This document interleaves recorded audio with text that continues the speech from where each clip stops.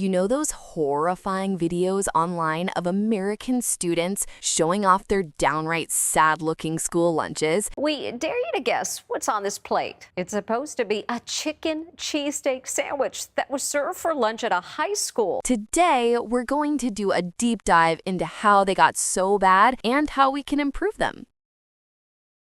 It happens every noon, Monday through Friday, in this school, in all schools that take part in the National School Lunch Program. The National School Lunch Program was created in 1946. The idea was simple: use surplus food from American farms to feed hungry kids after World War II. Sounds noble, right? But surplus doesn't always mean nutritious. School lunches are prepared every day in one big central kitchen that services many neighboring schools with no kitchen facilities of their own. It meant canned, processed, cheap ingredients flooding cafeterias. From the start, it was less about health and more about what was cheapest and most available.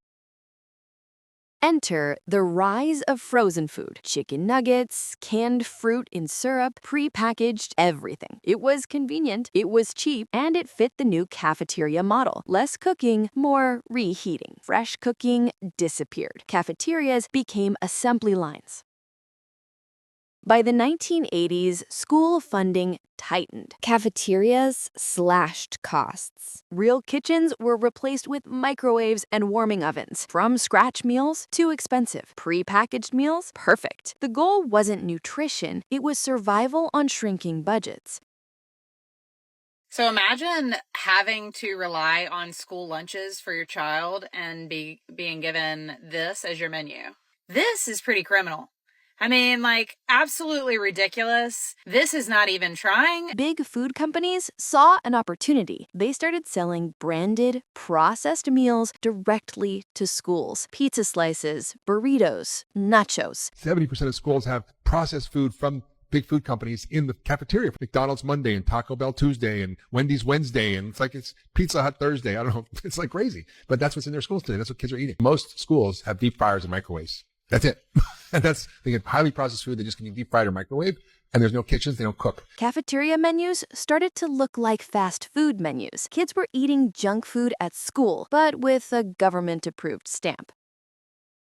By the late 90s and 2000s, vending machines, soda deals, and snack contracts flooded schools. A quick sugar fix made schools money. But nutrition? That took a backseat. Imagine being 12 years old and lunch is a bag of chips, a soda, and maybe some reheated pizza. For millions, that was reality.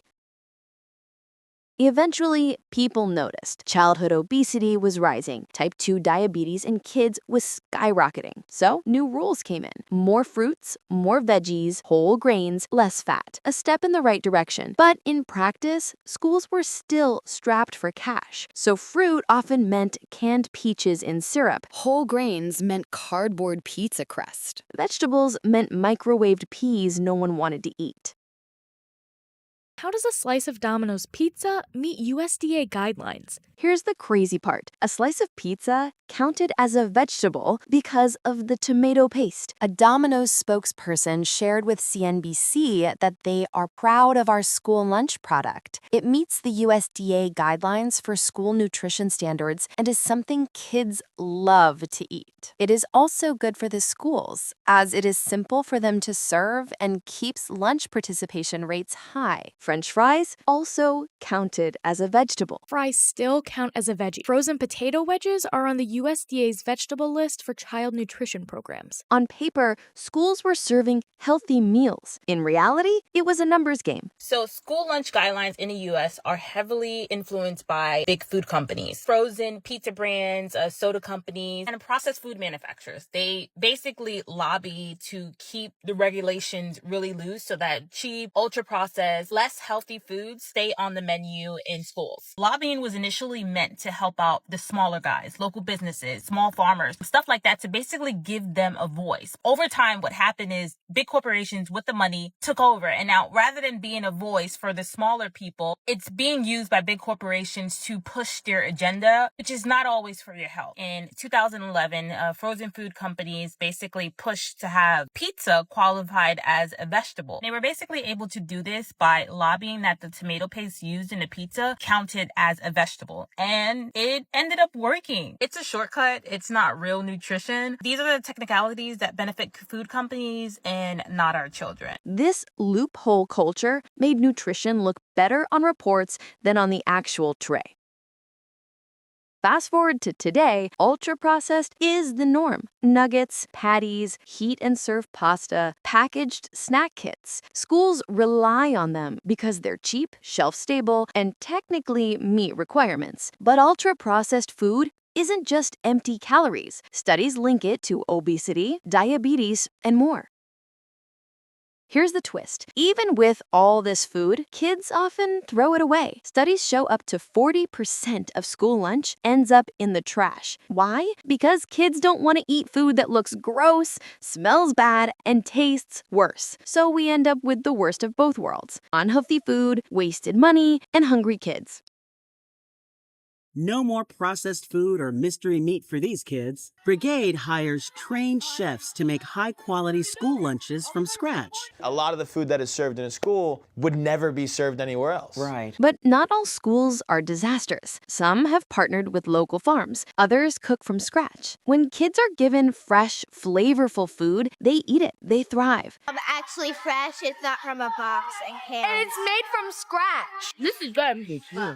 Right here is the best. In New London Public Schools, Connecticut, the district hired trained chefs in every cafeteria to lead a shift towards scratch cooking. Before, about 75% of meals were heavily processed, but now many are made fresh from scratch while still meeting cost and nutrition guidelines. The result? Meals that taste better, look more appealing, and actually get eaten. Students respond positively, and the district stays within budget by smart menu planning and using seasonal ingredients. So with that $1.25, you offer a protein, a whole grain, a fruit, a vegetable, and a milk. The proof is there. It can be done.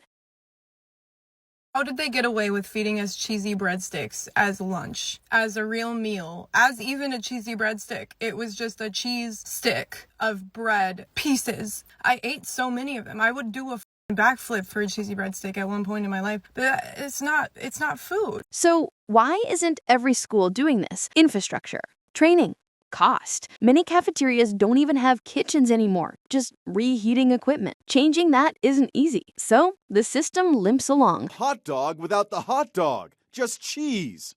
Gross. St. Cloud, Minnesota School District is acknowledging, oops, we goofed. Tried a new menu item today at lunch and we hear it was not a winner. Highly processed food, barely meeting the bar, and kids scraping by. School lunch was supposed to be about feeding kids and fueling their future. Instead, it became about cutting costs, selling contracts, and playing nutrition games. And kids are paying the price. So here's the real question. If we can spend billions on processed junk, why can't we find a way to feed kids real food? Drop your thoughts below. What's the worst school lunch you ever had? And what would you want to see instead? Let's make this conversation too big to ignore. Subscribe for more American deep dives, and feel free to suggest topics you'd love to see covered in the comments.